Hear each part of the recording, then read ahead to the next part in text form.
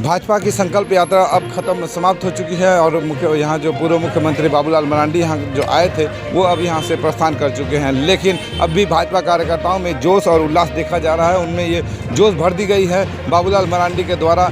जिस प्रकार आज यहाँ पर उन्होंने संबोधन में कई सारे सरकार के केंद्र सरकार की उपलब्धियों और झारखंड सरकार को नाकाम बताते हुए जिस प्रकार बातें कही, यहाँ के भाजपा कार्यकर्ताओं में उत्साह का माहौल है। और इस बार ये 2024 का चुनाव को लेकर ही ये सारी तैयारी की गई थी। 2024 का चुनाव में भाजपा प्रचंड बहुमत के साथ जीत हासिल करेगी, ऐसा संकल्प लिया है। और इस राज्य से झारखंड सरकार को उखाड़ फेंकने का ये संकल्प आज लिया गया और सभी कार्यकर्ताओं ने भी इसका संकल्प लिया। अब देखते हैं आगे क्या होता है। फिलहाल तो आज संकल्प यात्रा के माध्यम से काफ़ी जोश देखा गया भाजपा कार्यकर्ताओं में, लोगों में।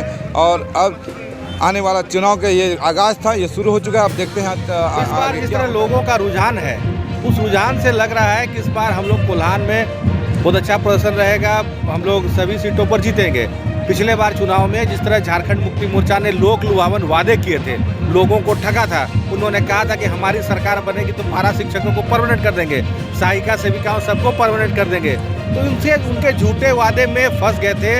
युवाओं को उन्होंने वादा किया था कि हमारी सरकार बनेगी तो अगर 5 लाख युवाओं को रोजगार दिया जाएगा। अगर रोजगार नहीं दे पाए तो 5,000 रुपये बेरोजगारी भत्ता देंगे पोस्ट ग्रेजुएट को, और पोस्ट ग्रेजुएट को 7,000 बेरोजगारी भत्ता देंगे। उसके बाद हेमंत सोरेन जी ने जो भी वादे किए थे वो वादा एक भी पूरा नहीं किया। इसके बाद लोगों में आक्रोश है और इस आक्रोश को इस बार चुनाव में प्रदर्शित करते हुए कोल्हान के सभी सीटों पर भारतीय जनता पार्टी के प्रत्याशी को जिताएंगे।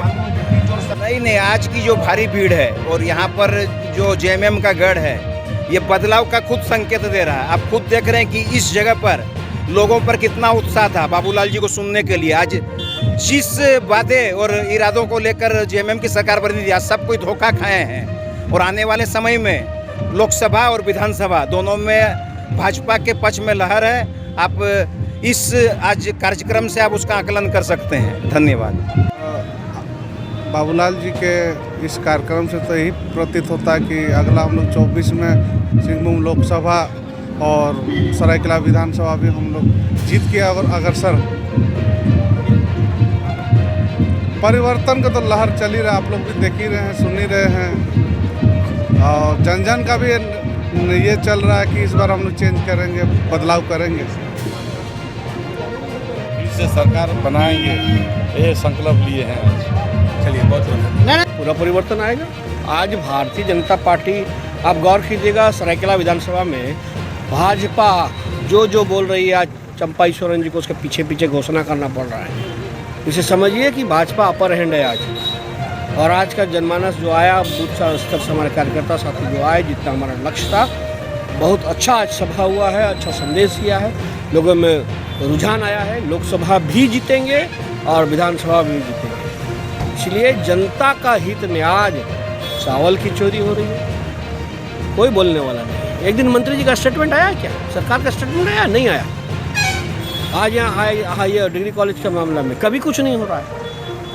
तो आज लोग त्राहिमाम कर रहे हैं, बस विकल्प की तलाश थी। अब जनता जाग गई है और पुठी मछली से अब नहीं फंसा सकता है चंपा ईश्वर ने यहाँ का लोग। माता बहनों को यही कहना चाहूंगा कि आज हमारे सरायकेला विधानसभा में जो जिस तरह यहाँ ज्वलंत समस्या है और यहाँ से लगातार 30 वर्षों से हमारे यहाँ के स्थानीय विधायक चंपा सोरेन जी विधायक और मंत्री है, वर्तमान में भी मंत्री है, लेकिन आज भी हमारी सरायकेला विधानसभा के क्षेत्र में रोड, रास्ता, बिजली, पानी, स्वास्थ्य, शिक्षा जैसे चीजों से हमारे यहाँ के आदिवासी मूलवासी समाज के लोग वंचित है। अभी तक हमारे विधानसभा क्षेत्र में रहने वाले, चाहे आदिवासी मूलवासी हो, चाहे शोषित, पीड़ित, वंचित, गरीब, किसान, मजदूर हो, वैसे परिवार के लोगों को अभी तक मूलभूत सुविधा देने में प्रयास नहीं किया है।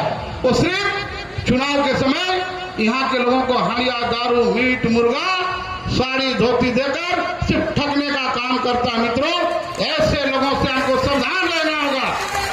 मैं आप लोगों को बताना चाहूंगा कि आप सभी लोग जानते हैं कि गणेश माली सरायकेला विधानसभा से 2 बार चुनाव लड़ा है और 2 बार चुनाव काफी कम वोट के अंतर से चुनाव हारने के बाद भी आप लोगों का सेवा करने के लिए कभी गणेश माली पीछे नहीं हटा है। आप सभी लोग जानते हैं, चाहे दिन हो चाहे रात हो, जब भी आप लोग गणेश माली को याद करते हैं, आपका बीच गणेश माली हाजिर रहता है कि नहीं रहता? हाथ उठा के बताए, आपका सभा में गणेश माली खड़ा रहता है कि नहीं रहता है? इसलिए आप सभी से मेरा आग्रह होगा, आप सभी लोग जानते हैं कि हम चुनाव हारने के बाद भी इस क्षेत्र का कोई भी समस्या हो, चाहे गांव में बिजली पहुंचाने का मामला हो, चाहे गांव में 100 केवी का ट्रांसफार्मर खराब हो, चाहे 63 केवी का ट्रांसफार्मर खराब हो, चाहे 10-16 का ट्रांसफार्मर को बदलकर 25-25 केवी का ट्रांसफार्मर गांव में 24-24 घंटा में गांव में ट्रांसफार्मर उपलब्ध करें। महीना बीत जाता है, लेकिन एक ट्रांसफार्मर लगाने का प्रयास कभी नहीं करता है।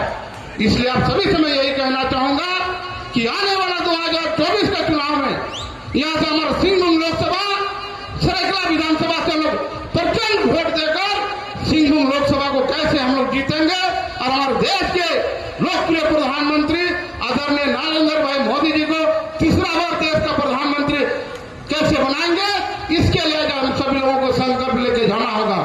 और तो और 2024 में भारतीय जनता पार्टी सरायकेला विधानसभा से कैसे जीतेगा, इसके लिए हमारे मंच में बैठे हुए हमारे इस राज्य के प्रथम मुख्यमंत्री और हमारे भारतीय जनता पार्टी के प्रदेश अध्यक्ष आदरणीय बाबूलाल मरांडी जी को आप लोग को विश्वास दिलाना होगा।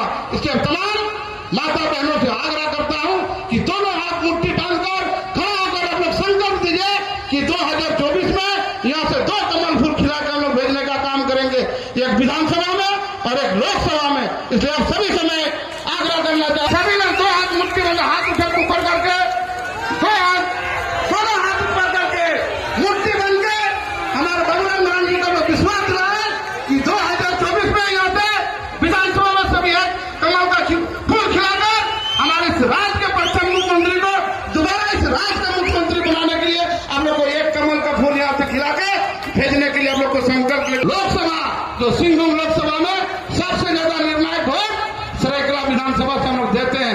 लगभग पिछले बार 1